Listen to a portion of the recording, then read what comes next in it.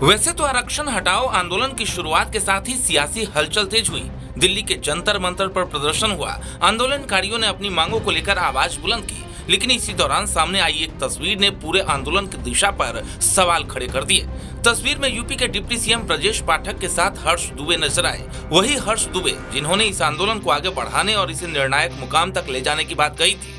एक तरफ जंतर मंतर पर आंदोलन की ज्वाला जल रही थी और दूसरी तरफ सरकार के प्रतिनिधि के साथ बातचीत का रास्ता खुलता नजर आया।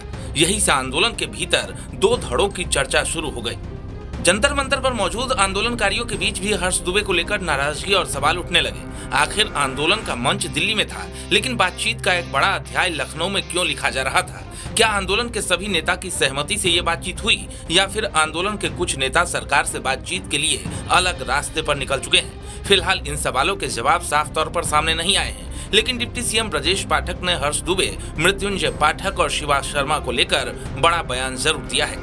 ब्रजेश पाठक ने कहा कि शुक्रवार और शनिवार को जंतर मंतर पर हुए धरना प्रदर्शन को लेकर उन्हें हर्ष दुबे और उनके साथियों की तरफ से एक पत्र मिला है। इस पत्र को केंद्रीय नेतृत्व तक पहुंचाया गया है। सरकार की तरफ से कहा गया है कि आंदोलनकारियों की मांगों पर गंभीरता से विचार किया जाएगा।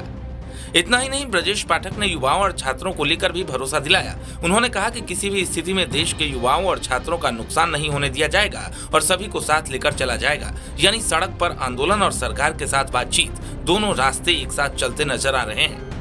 लेकिन कहानी यही खत्म नहीं होती। डिप्टी सीएम ब्रजेश पाठक ने कहा कि केंद्रीय मंत्री के साथ 2 दिन बाद हर्ष दुबे और उनके साथियों की बैठक होगी और इस बैठक में सरकार के साथ बातचीत के लिए इन्हें साथ लेकर जाया जाएगा। अब सवाल यह है कि क्या ये बातचीत पूरे आंदोलन की तरफ से होगी या फिर सिर्फ हर्ष दुबे और उनके साथियों की तरफ से? क्या जंतर मंतर पर मौजूद दूसरे आंदोलनकारी भी इस बातचीत का हिस्सा होंगे? क्या आंदोलन के बाकी नेता इस पहल से सहमत हैं? यही वो सवाल हैं जिनके जवाब आने वाले दिनों में आंदोलन की अगली दिशा तय कर सकते हैं। क्योंकि किसी भी आंदोलन की ताकत सिर्फ उसके मुद्दे में नहीं होती, उसकी ताकत उसकी एकजुटता में होती है। अगर नेतृत्व एक मंच पर है तो सरकार के साथ बातचीत आंदोलन की रणनीति का हिस्सा हो सकती है, लेकिन अगर नेतृत्व के भीतर ही मतभेद है तो वही बातचीत आंदोलन के लिए सबसे बड़ी चुनौती भी बन सकती है।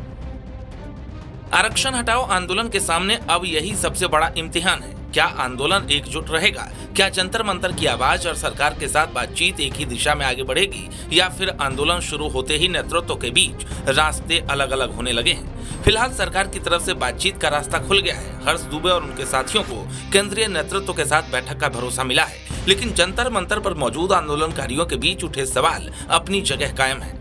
क्योंकि अब लड़ाई सिर्फ आरक्षण के मुद्दे पर नहीं, बल्कि इस बात पर भी नजर है कि आंदोलन की कमान आखिर किसके हाथ में है, और क्या आंदोलन की आवाज एक है या आंदोलन शुरू होते ही उसमें दो फाड़ की शुरुआत हो चुकी है। इस खबर पर क्या है आपकी राय? कमेंट करके बताएं।